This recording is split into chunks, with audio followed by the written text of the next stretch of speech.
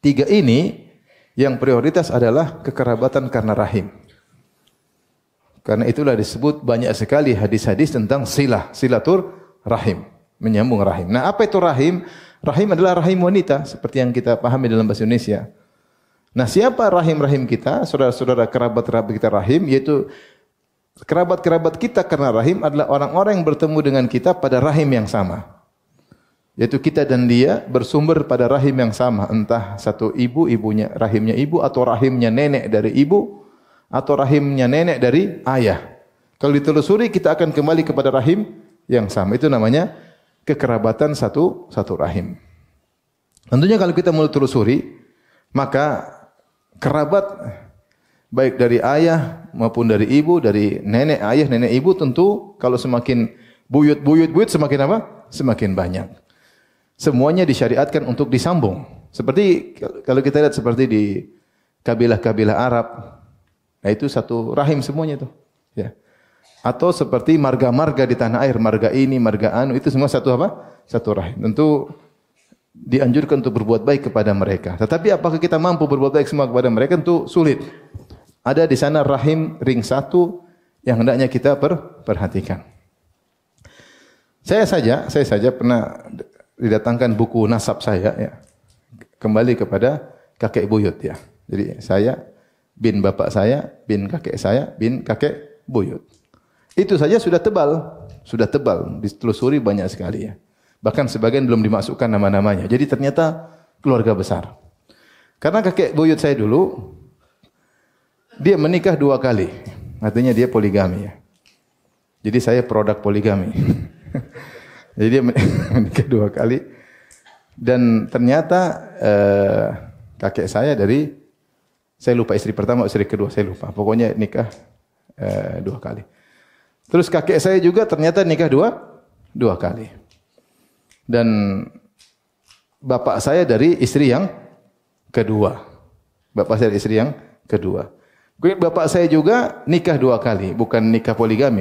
Kalau kakek saya poligami, kakek ibu poligami. Tapi bapak saya nikah 2 kali. Nikah sama ibu saya, kemudian putus, kemudian nikah sama wanita lain. Ini dalil bahwasanya poligami bukan keturunan. Yang keturunan itu penyakit gula. Itu saja, ya. Kemudian saya, ya. Itu saja ketika dibuka buku nasab, padahal cuma kakek buyut sudah banyak sekali. Apakah kita wajib menyambung semuanya? Tentu kita tidak mampu. Bagaimana kalau kembali kakek ke-7, kakek ke-8? Ya, tentu sangat banyak. Nah, kalau gitu yang wajib yang paling utama untuk kita sambung yang mana, Ustaz? Adalah rahim pada ring 1. Ring 1 siapa? Perhatikan nih, ring 1 ayah dan ibu, paham? Ayah dan ibu. Terus kakek dan nenek dari ayah dan ibu. Jadi kakek dan nenek, kalau dari atas kita urut dari atas, kakek dan nenek dari ayah dan ibu. Kemudian ayah dan ibu. Kemudian tante dan om, paman dan bibi dari ayah maupun dari ibu. Yaitu saudara dan saudari ayah dan saudara dan saudari apa? Ibu. Ini ring 1. Kemudian setelah itu kita juga punya saudara-saudara kita, baik kandung maupun saudara seayah maupun saudara seibu, ya. Karena bisa jadi kita punya saudara, ternyata kita satu ibu dengan dia, bapak kita berbeda, berarti saudara seibu. Atau sebaliknya, kita dan dia bapaknya sama tapi ibunya berbeda, berarti saudara seayah.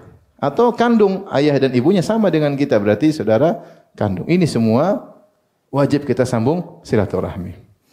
Kemudian di bawahnya yaitu anak kita tentunya. Anak kita yang merupakan darah daging kita, ya.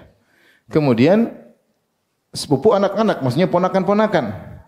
Ponakan-ponakan kita yaitu anak dari saudara dan saudari kita.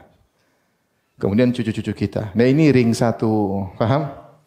Ring 1 dari mana? Ring 1 itu adalah rahim kita yang sekaligus mahram kita jika seandainya kita berbeda jenis kelamin, ya. Kalau saya laki-laki, dia perempuan, kita enggak boleh nikah. Itu namanya rahim ring 1. Contoh, bibi. Boleh enggak kita menikah bibi? Enggak boleh. Bolehkah kita menikah dengan ponakan? Tidak boleh. Bolehkah kita menikah dengan saudara seibu? Tentu tidak boleh. Maka ini ring 1. Ya, ini mahram yang paling utama untuk kita baikin. Setelah itu ada ring 2. Ring 2 contohnya sepupu Sepupu bukan mahram, boleh dinikahi. Ini ring 2 dan kemudian seterusnya dan seterusnya. Maka semakin dekat, ini yang paling dekat, yang paling utama untuk kita sambung. Yang selainnya ya semampu kita. Kalau sambung alhamdulillah dapat pahala, tapi tidak ditekankan seperti ring 1. Maka pastikan dalam hidup ini bosnya kita tidak ada masalah dengan mereka. Ring 1 ini, Pak. Ada masalah sama tante enggak? Ada masalah sama om enggak? Ada masalah sama kakak, sama adik, sama ibu, sama ponakan, sama anak. Kalau ada masalah berarti kita khawatir termasuk memutus silaturahmi. Baik. Apa itu menyambung silaturahmi? Menyambung silaturahmi adalah memberikan kebaikan kepada yang kita sambung tersebut. Kebaikan umum. Dengan perkataan, dengan harta, dengan bantuan tenaga, dengan bantuan fikiran, dengan telpon. Semua kebaikan yang bisa kita berikan kepada mereka disebut menyambung silaturahmi. Adapun memutuskan silaturahmi itu memutuskan kebaikan bagi mereka. Bikin masalah dengan mereka, ribut dengan mereka, mendiamkan mereka, tidak pernah telepon mereka, tidak pernah membantu mereka, cuek dengan mereka, tidak mau mendengar tentang kabar mereka, ada kabar mereka yang susah pura-pura tidak tahu. Ini semua apa? Bentuk memutuskan silaturahmi. Baik. Apa dosa memutuskan silaturahmi? Saya bilang tadi, ketika mengambung silaturahmi, pahalanya besar, maka memutuskan juga dosanya besar.